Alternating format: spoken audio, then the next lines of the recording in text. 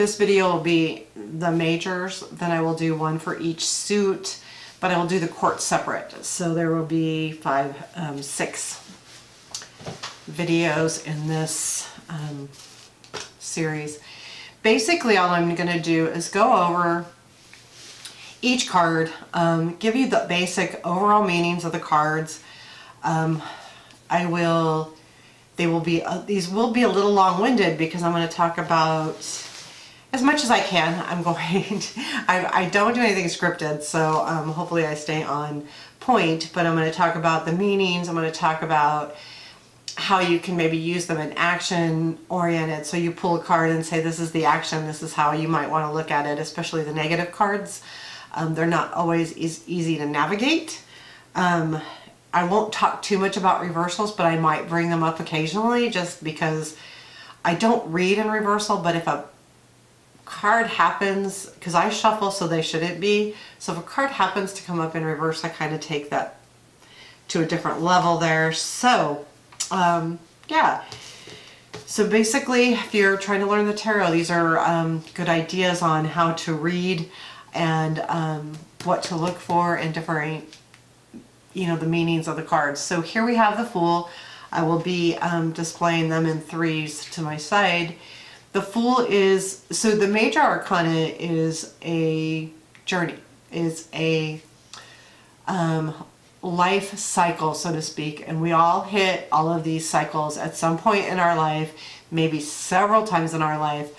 So this cycle could be your entire life, or it could be a cycle of, let's say, your college education, or even as small as a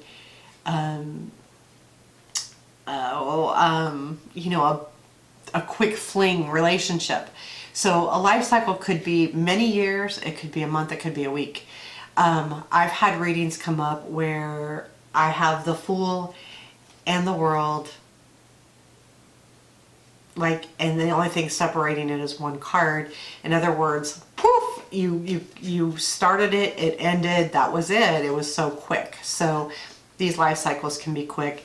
So the Fool, so keep that in mind, it's something that we all go through. The Fool is about, the reason too, it's kind of childlike, it's the beginning. And he's called the Fool. It is not necessarily any kind of feminine, masculine, there's none of that with the Fool especially. It's just a childlike start to something. He's on a cliff, he's not paying attention, he's got his little hobo sack, the dog's I feel like the dog's kind of protecting him a little bit, but he's really not paying attention to where he's at. Could he drop over any time? So the Fool energy is twofold. It is just going after something with that childlike feeling and not worrying about falling off the cliff. You're just going to go do it, and you're going to enjoy it and enjoy the journey. It's about the journey as well. It's about smelling the roses along the way. Children don't always, they ask why, yes, because, why? But they also don't. Fear is learned. It's not necessarily an instinctual thing. And I think that when we're children, we have that non-fear. So when we look at the Fool, you think about all of those things that come up. It's a new beginning. It's a whimsical thing. So then on the negative side of the Fool is a querent jumping into something without thinking it through. Are they, acting like a child and maybe need to, grow up a little bit? Or is it, it can be on any of those things. Also, to be reminded with the Fool as well, you have the action with that would be anytime it comes up in an action, it's like, just do it. Just don't worry about it. Don't think too hard. Just, enjoy the journey. It's that kind of action feeling. It's just, come on, just enjoy it. Like a kid would go enjoy and romp through the woods and smell all the flowers and things like that. So that is the Fool. Okay. And this is the Magician. So the Magician, he has all of the tools. So the first thing you see is he's got the cup, he's got the wand, he's got a sword, he's got a pentacle. And he also has the infinity symbol above his head, which is a constant, like it's a never ending. So it's a very spiritual thing too as well. And it's, the Magician reminds us that we can do anything, that we have all of the tools and that are available to us. And that's at the beginning of the majors too. I think it's a reminder as we go through life that we have all of these things available to us. We have the energy of the wands. We have the sympathy and the love of the cups. We have the thought processes of the swords, and we have the grounded, earthy things that the pentacles bring us. So we have all of the things. We start out that way. What we do with it later on, well, you know, we aren't always, you know, really good about that. But he's a reminder of that. It's a reminder. I think that's the biggest thing. Now, on a negative, he could come up and be a trickster. He's a magician, right? He's tricking you. He's sleight of hand. Is someone pulling the wool over your eyes? Is someone making you look over here, but because they don't want you to see what they're doing? That does come up, and it can come up a lot, you know, so that's another thing to keep in mind. That's the negative part of the Fool, or the Magician. As an action-oriented card, it's a reminder to me to make sure that the person understands that they have what it takes to do whatever it is they want to do. So if they're whatever they're after, and this comes up as an action, it's a reminder you have everything that you need to do this. If you're not doing it, it's something that's stuck, that, you know, is stuck from you. So there you have the Magician. And then we've got the High Priestess. Now, I'm going to tell you, this card to me is a hard one to read. Let's say I'm doing clarifying. I'm doing a reading and I'm pulling out cards because I'm like, I just don't feel like I'm getting the answer that I want, or I'm not understanding it, or it's not clear to me. If the High Priestess pops out, it's my stop. It's called stop. Stop right now. There is no more to tell you. Stop doing reading. So let's say I'm bad. So I'm asking about work. Like, what's going on at work? Like, blah, blah, blah. And I do a reading for myself and I don't get it. And I do it the next day. And then when the High Priestess starts popping out, it's telling me, stop it. You know what the answer is. You have it. Stop reading on it. Stop pulling more cards. Just stop. She's my stop. Also, though, so there's a couple things that can come up with the High Priestess. If it comes up in a future position, sometimes that tells me right away that the querent is not supposed to know too much, or they already do know what's going to happen. One of the two. The High Priestess is about, you know, our intuitiveness, and she is an intuitive spiritual leader. So she brings us balance. She's between those two pillars, and I'm not reminded, I cannot remember what the B and the J stand for, but could look it up. But it's a reminder that that can be like, you already know the answer. I read that somewhere and it stuck with me forever, because I think that that's true. Sometimes we get a card in a reading, or we're doing a reading for somebody, and no, they're not supposed to know. And I think that that's important to remember, is that some people are trying to search for answers, and sometimes they are not supposed to know all of the things. And maybe because it would hurt the outcome, and hurt the outcome in the way that the universe needs this to be the outcome for some reason. Like, if this doesn't happen, then they don't meet this person, or they don't get into this situation that gives them a whole nother new life lesson. So there is times where we are not supposed to know what's going to happen. We need to figure that out along the way. We need to make the decisions that are going to get us there regardless. And I think that's important to know as well, that sometimes it's not. You know, I think too, we have to remember that tarot is a guide, and can be life lessons too. So the Empress is a reminder of our femininity, our motherhood, our nurturing nature. She brings life, she brings, so when I see the Empress, I think of growth, I think of nurturing, I think of, I kind of am reminded a lot of a garden, you know, that, you know, mothers and the like are putting a lot of energy into something that to make it grow. And I feel like that's a lot about what the Empress is.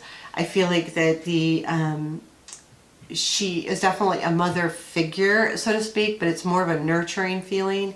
It's also, sometimes like I see it as a reminder to be nurturing. And again, an action, you know, be sure to nurture the situation. So if it's a work reading that, you know, be sure to nurture your knowledge or nurture the people around you. Let's say you're trying to, you know, become a manager. Maybe you need to nurture those people around you a little more. So I think that Empress comes up a lot. You know, she is a leader, but I don't feel like that's how I see her at all. I feel like it's more, you know, that mother sense. And mothers don't always act like leaders. They act like, I almost want to say like they, you know, they guide us. They don't necessarily lead, they guide. And there's a difference. When you lead, you're saying, let's do it this way. And when you guide, you say, you know what? You need to decide how you're going to do it. But this is where you want to be. And I'm going to nudge you this way. But, you know, a mothering type feeling. So, yeah, that's the Empress. So now we've got the Emperor. Now this can be a lot of different things too. The Emperor comes up. He is I feel like the Emperor is black and white. It's this or that. There is no gray areas with the Emperor. So when I see it, I'm reminded of that a lot in a reading. When it comes up as an action, I'm reminded too to be strong, you know, be stubborn, and use your will, and be reminded that maybe if it's like the opposite, maybe there is a gray area. Sometimes this guy can be a jerk because he's so black and white and does not see any gray, that it's that my way or the highway type deal. He can be that attitude-y. I'm also reminded it's her to take control. He is in control. The Emperor is definitely in control. So in a bad relationship, this could come up as a control freak.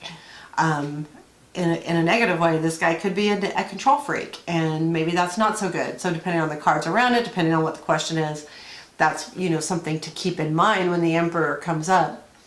You know, it's also reminded to,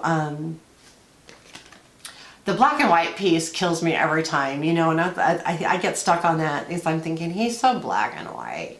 No gray area for this guy. It's funny because Emperor is the Aries card, and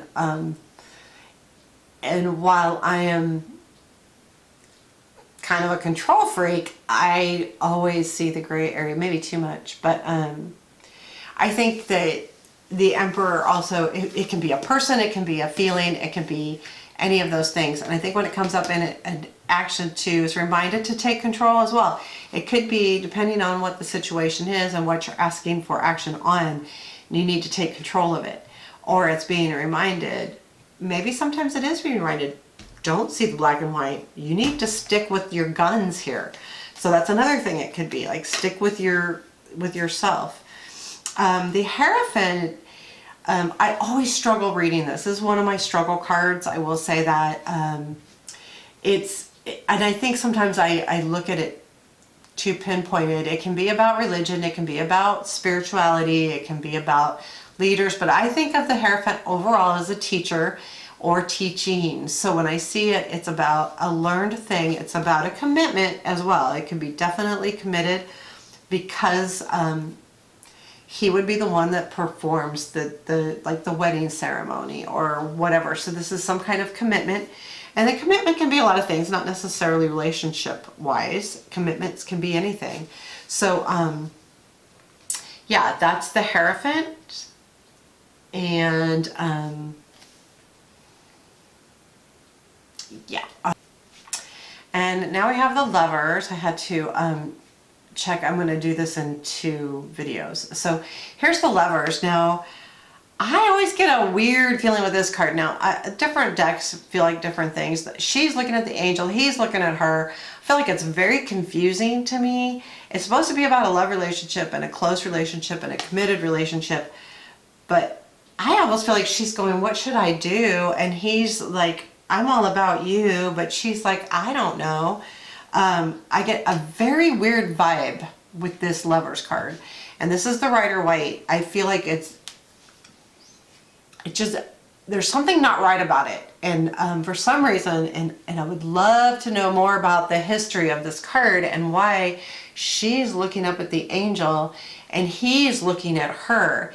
No one is looking at each other here. And to me, that would be a Lovers. So I struggle with this Lovers in this deck. I see it as I am so often pinpointed to she's looking up there. I am more embraced with the Two of Cups as far as a relationship card than this one. I feel like they're both vulnerable. I feel like she doesn't trust him. And is that my trust issues? I don't know. But I don't, because she's not looking at him. If you're not looking at someone, do you trust them? She's looking to the angel for answers. I feel like it's very, I don't know. I feel very uncomfortable with this card in the sense that I don't feel like it's real. I feel like there's something very missing here. So, okay.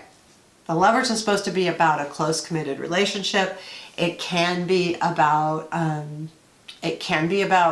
choices, love choices. Usually, it's a reminder that I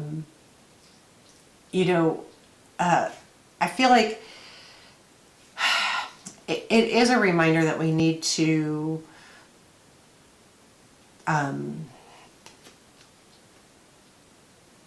I don't know. I'm struggling with this right now. I don't know why. I mean, I normally don't this bad. I really got off on that, like her looking up there. But this is really about a love committed relationship. If it comes up in a love reading, it's really good to have. Again, I don't particularly like it in this deck, but I don't usually read with the Rider-Waite. I use the Rider-Waite more to clarify. There is a sexual component. This to me is a sexual component. I know that that's crazy, but to me it is. I feel like that's a lot of what this card is about. It's about trust too, because I feel like that with this one. Now other Lovers cards, again, I feel like really there's this just enormous amount of respect for each other in this, but I don't get that here. So I'm struggling giving the explanation because again, I read very much with what I see. Struggling. So here is the Chariot. And the Chariot, card 8, no, card 7, oops. This is really about speed, energy, victory. I will say that when I see the Chariot in this, I don't see the movement, to be quite honest with you, but it is about movement. It's about fast movement. And when it comes up in a reading, it can be about moving, like physically moving. It can be about travel. It's about movement of some kind, whether it's moving up in a company or moving into a new home or to a new state or a new city, overseas. Usually I wouldn't call the Chariot an overseas move, only because that would be either the Six of Swords or 8 of Wands. But this would definitely be speed. I'm also reminded when this comes up in an action-based is watch your speed. Because when you're moving so fast, can you see the obstacles along the way? And if you don't see the obstacles, are you going to tumble the Chariot? That kind of thing. So it's just a really good reminder when reading with the Chariot to think about that. So that's the Chariot. It is, when it comes up, I'm just getting really long-winded and I'm already at 20 minutes and I'm not even halfway through the cards, so I'm going to kind of pick it up a little bit. So strength is about that hidden strength. So this isn't physical brute strength. This is usually what I would refer to as like kind of like a mother's strength, that strength that is very quiet. someone that you just know is strong, will be there for you, is always there for you. It's that quiet strength. When this comes up in a reading, it's telling me that either the Aquarian is going to need strength or that they are a very strong person. And this again isn't a physical. This is a very, like, they have been through a lot. They've overcome a lot. She's taming the lion. She can put her hand in his mouth. That says that she has not just the strength to do so, but the will. So it's the strength of will that this card is really about. And to me, it really hits home, because sometimes when it comes up, I'm like, oh, why do I need to be strong? Why are you coming up? But it is a reminder of the strength that we have to endure things that happen in our life, whether it's a simple negative or a really tough situation to endure. So that is the strength card. And we've got, I'm going to go through the justice on this video. So we've got the Hermit. The Hermit, I'm reminded a lot about taking time for yourself, and I'm also reminded when I see this card and it's an action, I am reminded to ask the Aquarian, are you asking too many people about the situation? So they're in a situation, they need an answer. I feel like it's a matter of, this is a decision you have to make on your own. Don't bring it up to too many people or even to anybody at all. You need to shine the light on this, and you will come up with your own answer. You need to take the time for yourself to do this. This is about that piece of the journey. It's about our quiet time. It's about time alone. For someone that meditates in a bathtub, it's about taking that bath, getting down and dirty to, we're just really focus on what you have. Where is that lantern shining? What is it seeing? What are you trying to focus on? That's really what the Hermit is. It's about taking time. It's about retreat. It's, but retreat with thought. It's not just not just retreating. It's trying to find the answer. And that's why he has the lantern, because he needs to shine that lantern on something to give him that answer. So there you have it. That's the Hermit. And then we have the Wheel. And this is card 10, and right in the smack in the center of the deck. So the Wheel is about ebb and flow of life. It's constantly moving. Things are constantly changing. And it's a reminder when it comes up that, oh, new cycle. Doesn't mean from bad to good, good to bad. It just means new cycle. I think it's normally a positive card. It is a fated card. So whatever is going to happen is fated to happen. But at the same time, it's a reminder that things just constantly change. Not necessarily, again, bad to good, it just changes. So there you have it. That is the Wheel. Action, when I see it as an action, it's keep moving forward. Don't stop the momentum. It doesn't necessarily need to move quick. It doesn't necessarily need to move fast. It's just keep the momentum going. And a reminder that there's always something new. So things are just changing. Life is cyclical. It just constantly moves. So, yeah, that's that. Sorry, I'm still fighting a cold. Justice. So this is about just that. Justice, the right thing. Justice can be a lot of things. It can be about balance. It can be about the right thing happening. When I see it, I always feel like the right thing is going to happen. If it comes up in an action, it's about balancing your situation and doing what is right. Not what is best for you, not what your outcome you think is right, but the true right thing. So if this comes up in a reading and you are going, okay, it comes up in a future position, the right thing is going to happen. That doesn't mean, let's say the Aquarian is in some kind of law suit going on, they're trying to get money or something from a spouse or child stuff. This doesn't mean that the Aquarian is going to get what they want. It means that the right thing will happen. Justice will prevail. Sometimes we think what we want is the true justice. So let's say having custody of our children, we think we should have custody of our children because we think that's the right thing, or we believe it is. but that doesn't necessarily mean it's the best thing for the kids. That doesn't mean that anyone's bad. I'm not saying that, but maybe the job or a situation or something else underlying that the kids would be better off maybe living with the other more full-time. Like, not, again, no judgy, but that could be what it is. So remember that when the justice comes up and says the right thing's going to happen, that means the right thing's going to happen. Also, it could mean a lot of things like, okay, the right thing's going to happen to bring you to your true destiny, to bring you to a place where you really need to be, and that is only for, you know, God and Spirit to know. And if they say this is where you need to be because this is the lessons you need to learn, then so be it. So there you have it. So I have done 0 through 11. I'll do 12 through 21 on the next